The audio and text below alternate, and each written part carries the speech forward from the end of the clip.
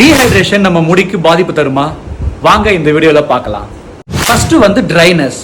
நம்ம ஸ்கின் மாதிரியே ஸ்கேல்ப்பும் மாய்ஸ்சரா இருக்கணும். அப்படி இல்லைன்னா முடி பிரிட்டில் ஆகி பிரேக் டவுன் ஆகிறதுக்கு சான்சஸ் இருக்கு. Second elasticity.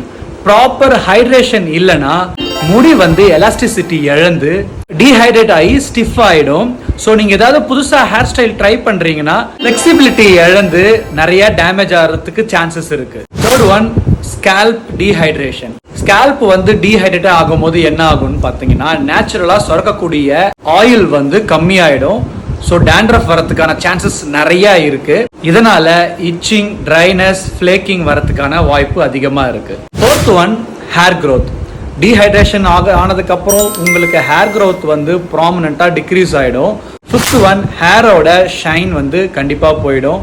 ரொம்ப டல்லாவோ லைஃப்லெஸ்ஸாவோ உங்களுக்கு விசிபிளாவே தெரிய ஆரம்பிச்சிடும். ஸோ நம்ம ஹைட்ரேஷனா இருக்கிறது ரொம்பவே அவசியம். முடிக்கு மட்டும் தண்ணி அவசியம் இல்லைங்க, நம்ம பாடிக்குமே கிராம்ப் ஆகாம இருக்கிறதுக்கு தண்ணி ரொம்ப அவசியம். ஸோ 20 kg ஆஃப் பாடி வெயிட்டுக்கு 1 லிட்டர் வாட்டர் மேண்டட்டரின்னு சொல்லி ஒரு ஆர்டிக்கல்ல பார்த்தேன். ஸோ உங்க பாடி வெயிட்டை நீங்க கால்குலேட் பண்ணி சம்மருக்கு தண்ணி கன்சியூம் பண்ணிக்கோங்க. இதே போல இன்ஃபர்மேஷன் வீடியோல நெக்ஸ்ட் வீடியோல பார்க்குறேன். பை.